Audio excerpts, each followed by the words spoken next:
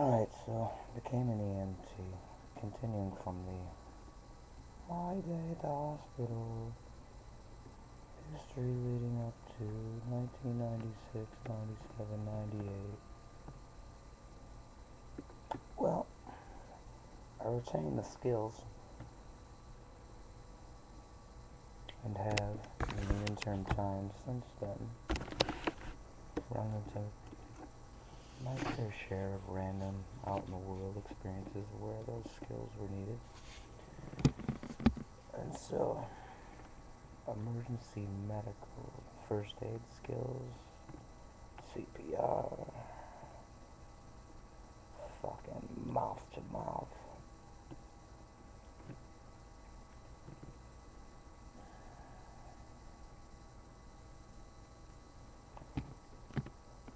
And a little bit more with the first responders, and a little bit more than that with the basic EMT, but a little bit more with that in the gradations between that and the highest level of paramedic. And saying paramedic of souls is a little easier than saying emergency medical technician of souls. But all in all, it's apt. So anyhow, Paramedic of Souls Volume 1 begins sort of like our history up till video, my big thing about the ER. After the just basic explanation and references for arguments for one, the reader, whoever, should they not already know basic life-preserving skills for emergencies that pop up from time to time.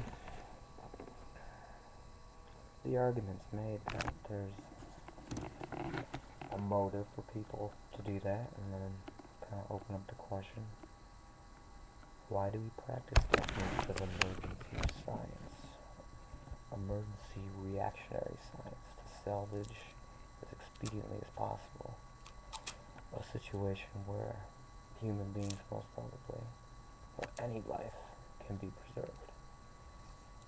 And, like every other technology developed and worked on in science, we've honed it to a pretty good stage at this point for where we're at. Pretty darn good, and there's a lot of people that, word to the grapevine is, they're masters of the craft. Now, why do we have such people? And they would never air once. Geez, if I owned an ambulance company, or a business, or a free business performing, like, ambulance showing up, whatever, because we're super rich. We have a space station, after all. MAITREYA MAC, the book I'm trying to explain to you guys, is the thing that started it all.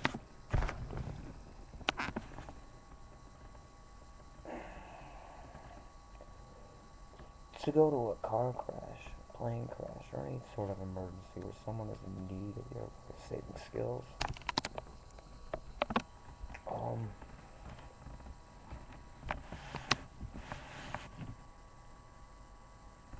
even enemies of all class and creed, I think, could agree that if they themselves personally, the answerer, had some broken bones and were stuck on a ledge and were militant, like fucking strikers. Yeah, that group of freaking Calvinists that live about 7 miles to the southeast of that big crater in North Arizona. The Trakers.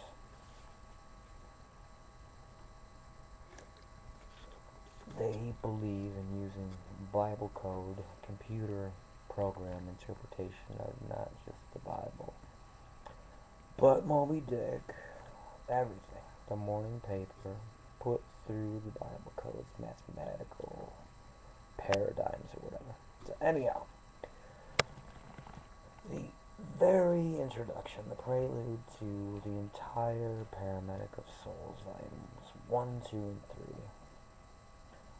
3. The master total volume prelude or introduction is just a general description of what emergency medical service is, emergency medical skills, and then in the latter half of this master prelude introduction,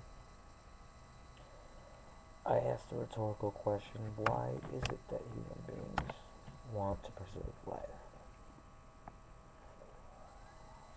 And then, like this whole book, MAITREYA MAC, one of the reasons why, it's just like, if you only have one book, for fuck's sake, man, it's got it all. It's got the notice of understanding, it's got the thing where you can fucking lay $1 billion lien on the government, so they have to pay that through a specific form, like Marbury versus Madison.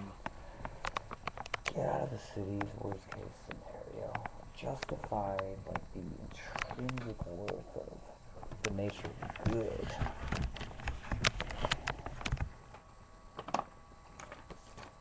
Parables about Jesus that I made up that are like new wine that ironically I'm sure perhaps will meet with today's versions of the stories, Pharisees and scribes.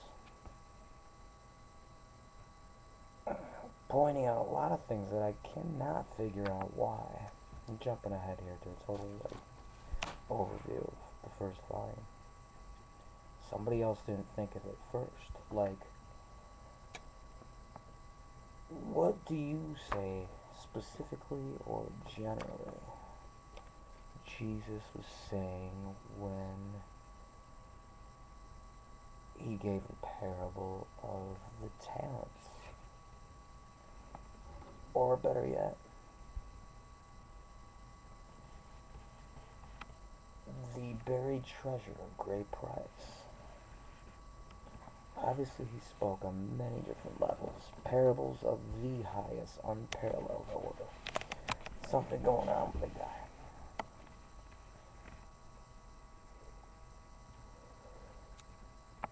So, where is it written down? Is it in the same book that also says the sun revolves around the earth?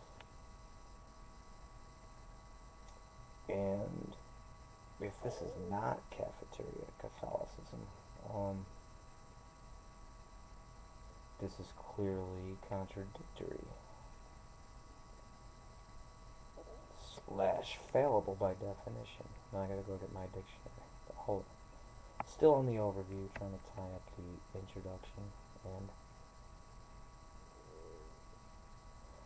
move on to the foreword without getting too broad-sided by me getting sidetracked, giving you a general overview wherever my meandering mind happens to go. Where in the fucking book does it say how we are to interpret Jesus' parable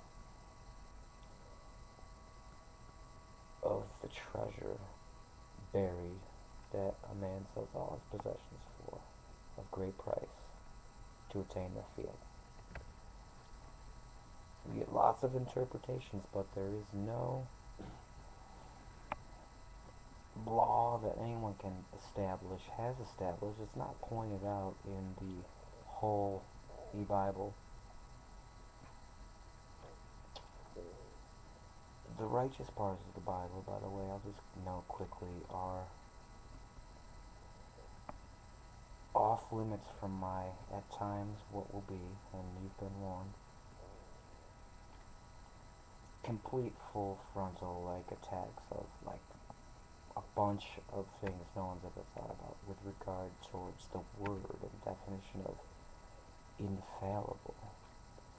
This thing I'm working on now about, okay, who laid down the law to say that when Joseph of Arimathea Aletheia. Remember that part? It's the crux upon which a lot of rigid, dogmatic thought divisions that spring out into the social world in a destructive way, a counterproductive way. Joseph of Arimathea came to visit Jesus, and he said, "Except ye be born again and believe that I am the light, the one Son of God." What makes you think he wasn't speaking in a similar fashion to the field, or the treasure, or the talent, or the Good Samaritan, or the faithful steward, or the vineyard that the master's faithful servant alerted the master to? The midnight rambler was here, like, and sowed some weeds while everybody was sleeping. Should we raise the whole field right now and wrap it up into fags and throw it into the fire? Replant? Master's like, no. The good plants, there's no fucking way we could ever even think about, like, killing them now. They're still young, they have to grow up and ripen and bear fruit. Let the weeds grow with the fruits.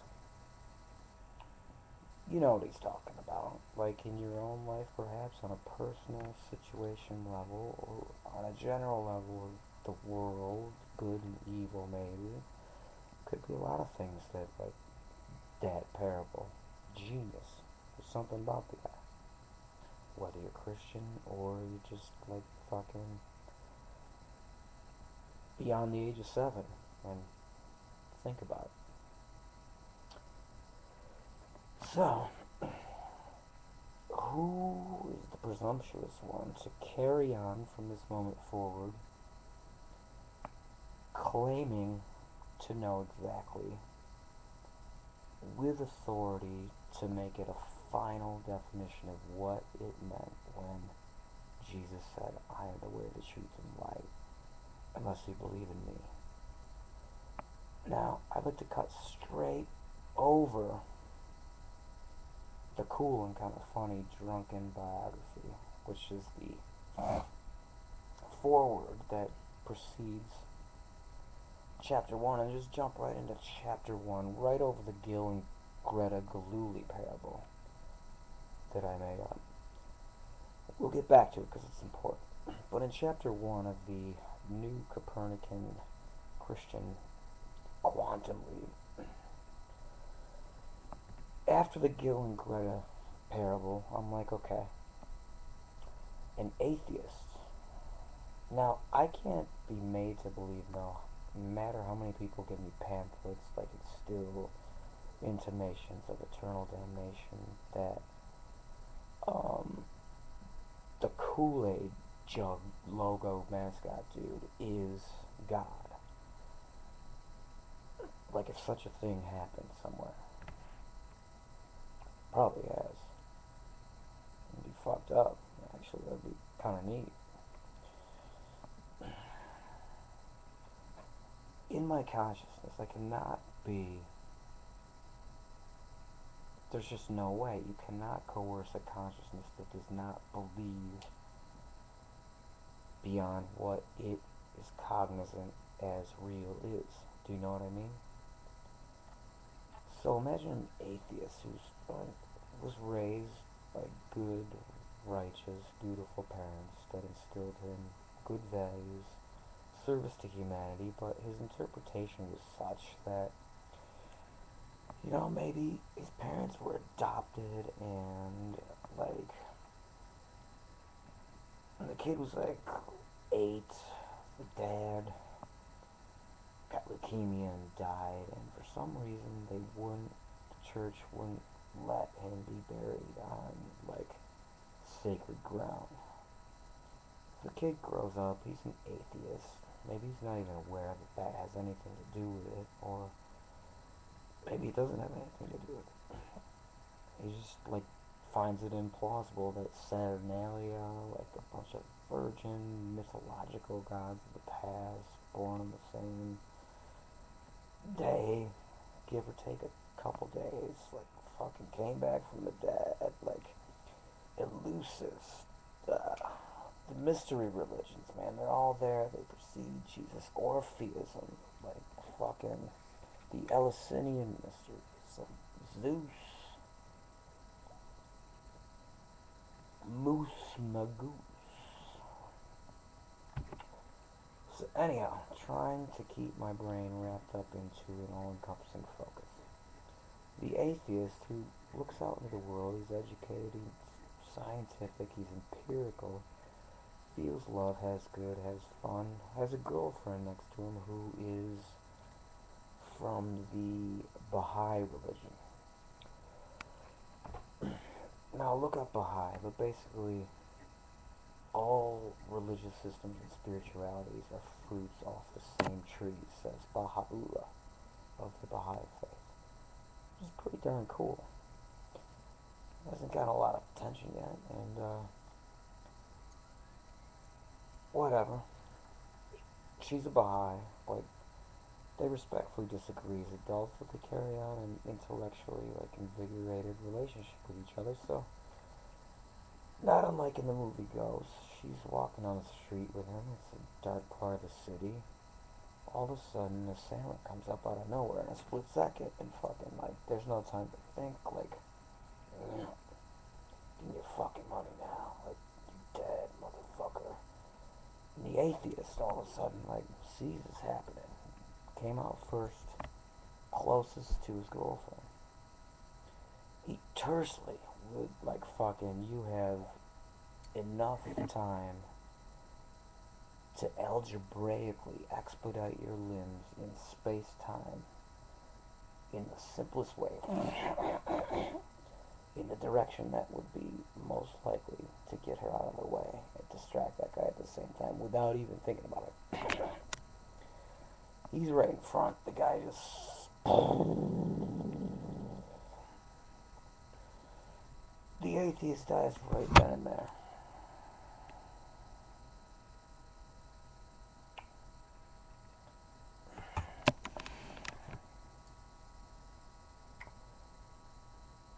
In Chapter 2 of MAITREYA MAC, PARAMEDIC of Souls Vol1, you know, after the Gil and Greta ambulance parable, like, and I'm kind of being a dick for skipping around. Let's play Chinese checkers. If I would have hit you, like, in sequence, like, it would have been even all the more poignant. And we're not even getting started with the first fucking opening shot of D.D. Dingallo Day. Jesus said there is no greater love than a man or a woman who would lay down their life for a friend. Pretty cut and dry, even amongst a guy that spoke historical, untoppable parables.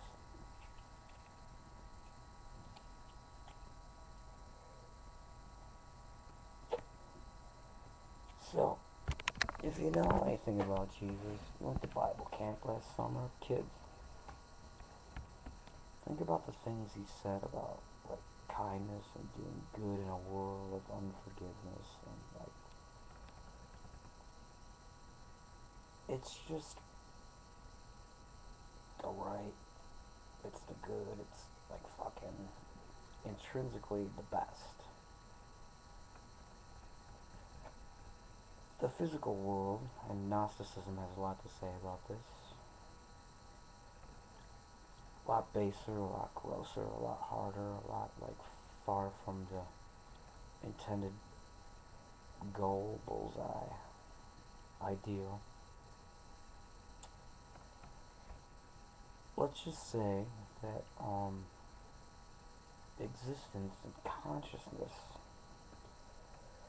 is such that it's just infinite, and there's a central super universe, and the arrival perimeter of which is just, like, unfathomable. It's just complete perfection that precedes this universe by infinity. dodecahedron orbits within orbits that like block that blazing white light in the distance, that in perfect harmony, geometrical by perfection, beyond fathomment. Turns out it was all true. Now, do you think Jesus in this heaven, if it were heaven, and it was immortal, infinite,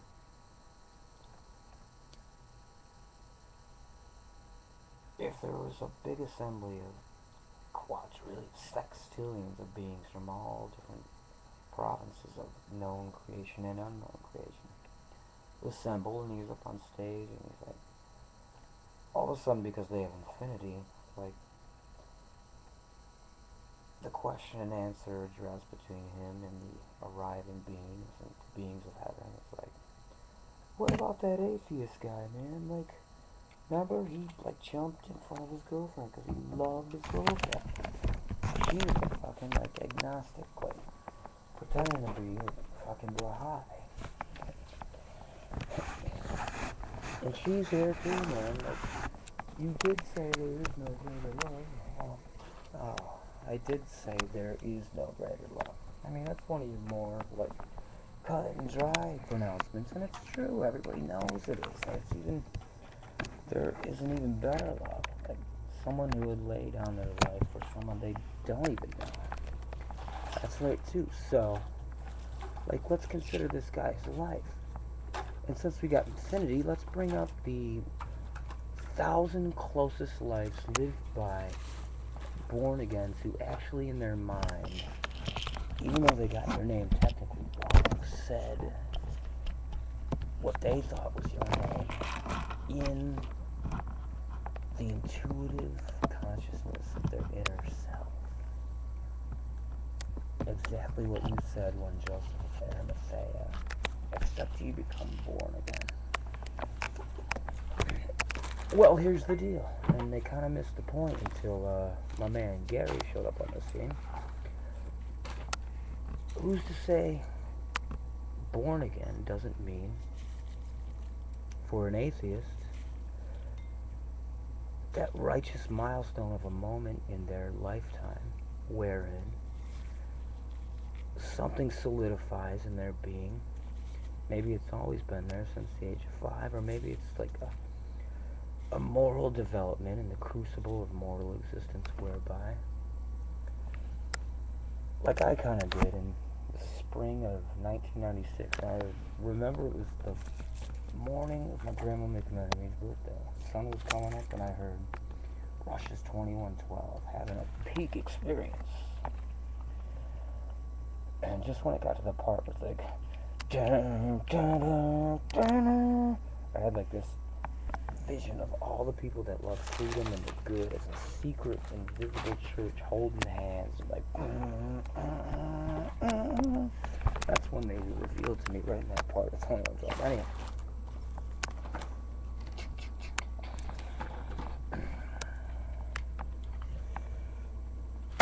We're going to, at the 25-minute mark, cut to a commercial. We'll make the commercial up when we finish taping. We just don't want anything untoward to happen because it's been having anomalies here every other video or so. Don't want to waste a whole other half an hour.